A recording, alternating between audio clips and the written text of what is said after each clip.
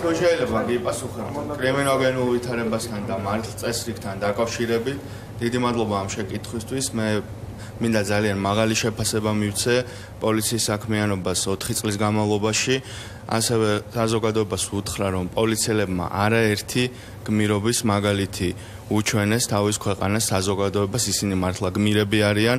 მინდა დავიწყო რთული და გახმაურებული საქმეებით, რომლებიც გონივრულ და მოკლე დროში და ხშირად ცხელ კვალზე იქნა გახსნილი და გამოძიებული. ეს არის მაგალითად ფონიჭალის საქმე, ეს არის მაგალითად კვეზერელების ოჯახის საქმე, ეს არის მაგალითად პაპიძის საქმე, გნებავთ ვაზაგაშვილის საქმე, თხევადი ჰეროინის ძალიან ცნობილი საქმე, ასევე საქართველოს ბანკის ძარცვის საქმე, სადაც 9 მილიონი იყო გატაცებული და მოკლე დროში ეს თანხა უკან დაბრუნდა.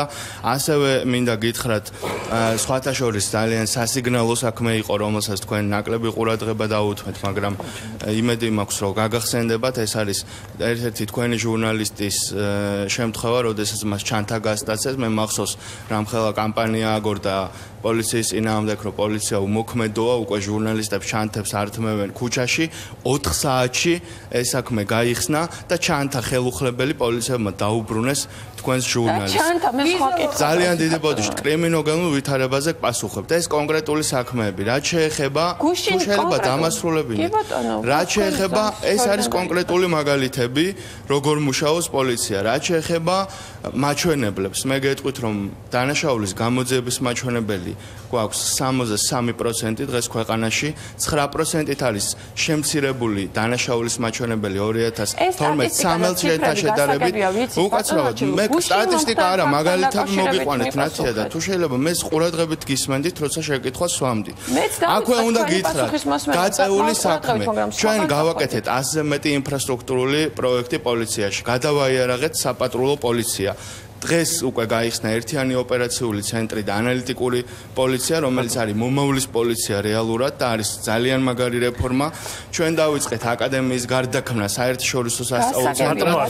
ჩვენ გავხსენით და დავაარსეთ მიგრაციის თანამედროვე სამსახური. თქვენს პრეზენტაციის დროს გესაუბრათ, მე დავსვი ვითარდამატების მოსახლეობას, არ მხოლოდ თქვენ რა გაკეთეთ და რის გაკეთებას ვაპირებთ ამ სფეროში, ხო? ბატონო არჩევ, ამაზე ჩვენ გქონდა საუბარი, რა თქმა უნდა, ყველაფერზე შეუძლებელი იყო, მაგრამ პრეზენტაციის კონკრეტულ ფაქტზე დავნერგეთ ამ სფეროში. გასაგებია. რაც შეეხება ამ კონკრეტულ საქმეს, ამაზე ბატონმა კახიმ გიპასუხათ.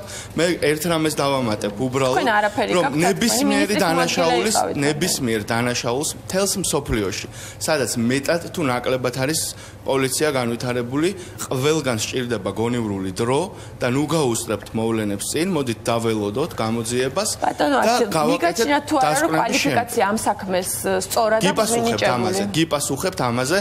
მე შემიძლია მოგიყვანოთ არაერთი გახმაურებული საქმე. მითხარით სწორია თუ არა მუხლირით გიპასუხებთ ახლავე ტერმინოლოგიაში თუ იმაში. გარწმუნებთ, გიპასუხებთ ერთ რამეს რა. თუ ამ საქმეში გამოიკვეთება ისეთი გარემოები, რომელიც იმ მუხლზე მიუთითებს, ასეც თქვენ საუბრობთ, ნებისმიერი სხვა სახით გადაკვალიფიცირების პრობლემა არ იქნება, ასე რომ ამაზე სანერვიულო არ აქვს მოსახლეობას დღეს. კი ბატონო.